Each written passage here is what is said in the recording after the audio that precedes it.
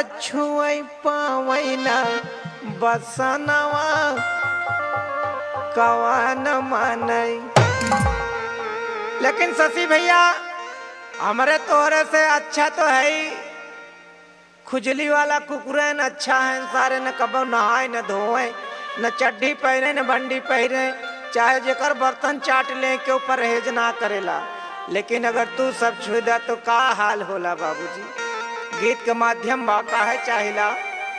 अरे कवान मनई हे कवान मनई, अरे छुई पावैना बसनवा